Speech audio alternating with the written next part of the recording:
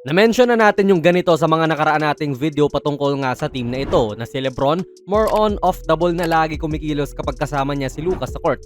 At halatayan dito na nung na-rebound po ni Luka ang bola, hihingi na sana ni Lebron yan para siya ang magbababa. Pero nakita niyang si Luka pala yung nag-rebound, so bumaba na lang din siya at hindi na hiningi. Yung mga ganitong gawain po ni Lebron ay hindi niya ginagawa gaano nung wala pa si Luka sa Lakers. Madalas kasi siya ang nagko-command sa opensa. Pero ngayon, kita nyo naman, dumidiretso na lang sa corner gawa nung gusto niya rin na si Luka ang magpapatakbo ng show para sa kanila. And para sa akin, good thing nga po ito para sa Lakers kasi mas preserve ang energy niya sa mga ibang bagay.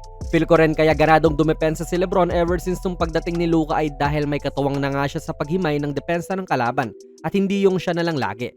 Biggest target kasi yan malamang sa plano ng kalaban para pigilan, pero since may Luka na nga sila, nalilihis na sa kanya yung plano at more on kay Luka na rin for obvious reasons. Wala nga ginawa si Lebron dito oh. Luka is running the show lang at kayang-kaya niya yan for sure.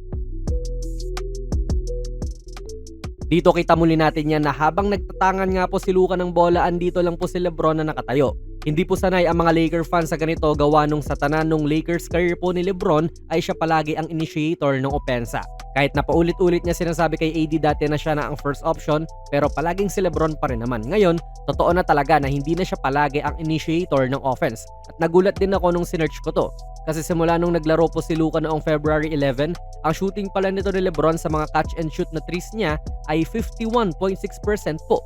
Ang taas niyan, pang sniper na percentage po talaga ito mga idol, lalo pa at almost 4 times a game siya tumitira ng ganitong klaseng catch and shoot 3. Tulad dito nga, goes to show lang din yung adaptability ni Lebron.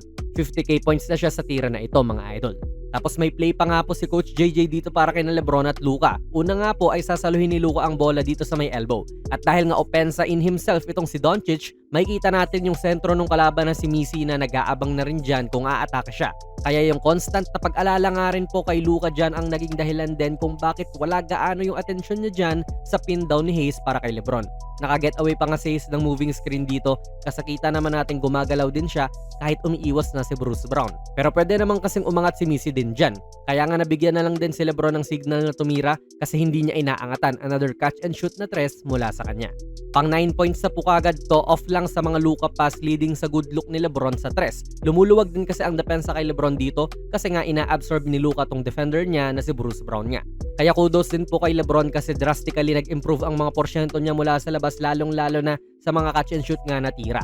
Ito nga po yung average niya nung naglaro na si Luka sa Lakers pero before niyan, 40.6% lamang po ito ngayong season. Mataas pa rin naman yan pero mas tumaas pa ngayon gawa nung kampiyon niya si Luka. So hope talaga ng mga Laker fans na manatiling ganito ang mga numero niya sa catch and shoot threes. Napapalakpak na nga lang din si Luka rito mga idol gawa nung ang ganda ng chemistry na ipinakita nila sa play na ito. Sa kagustuhan din nila na i-cover si Lebron, heto nga po at nag-aabang na rin si McCollum dyan sa kanan po ni Lebron. Kaya binigay na lang niya kay Gabe. Pero sa kabilang side, boom, andyan si Luka. At ganun din po yung epekto. Pag nanood kayo ng highlights itong Lakers, imposibleng hindi kayo makakabasa ng comment na sinasabing parang dalawang Lebron yung nasa court. At literally, ganito nga yun. Kanina nga, 'di ba? Inaabangan na yung atake ni Lebron.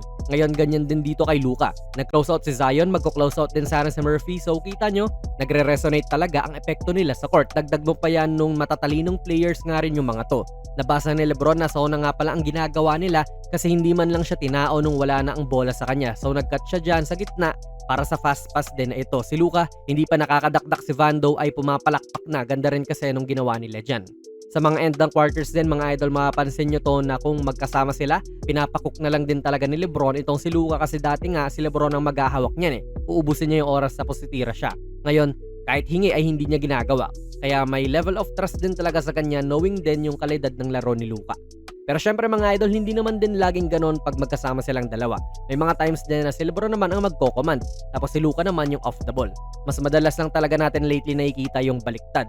Pero gawa nga rin ng pag-atake ni Lebron ay nakapag-generate na naman ng Lakers ng good look. Mintis nga lang to mula kay Luka ngayon. Nakagugulat talaga mga idol yung porsyento ni Lebron sa mga catch and shoot threes niya. Hindi ko po kasi talaga alam na ganun kataas yon. Tapos nilook up ko pa yung mga numero niya noong 2016 kung saan nag-champion sila na si Kyrie ang point guard niya. Mababa pa yung mga porsyento niya dun. 33.3% lamang po ang catch and shoot threes niya. Kaya improvement din talaga to mula kay Lebron kahit naka-40 na siya. At dahil nga rin dyan ay mas naging seamless ang pagtatambal nila ni Luka. Knowing na pag pinasahan siya sa labas ay malaking threat talaga siya para sa tira na iyon. at doon na magkukumahog lalo ang depensa. Kaya ano po masasabi nyo sa ganitong version ni Lebron mga idol? Ayos ba ito? Ilagay nyo lang po ang inyong mga komento sa ating comment section. Sali na rin kayo ng ating giveaway nung Pasko pa dapat to Kaso nga lang ay hindi pa nare-reach yung ating goal. Hanapin nyo lang yung video natin na may ganitong thumbnail ni Kai Soto. Andun po yung mga mechanics. Kung nagustuhan nyo po ang ating video ay pakipindot na lang idol ng like button, mag-subscribe ka na rin sa ating channel at ako nga pala si Jonas PB and as always, hanggang sa muli.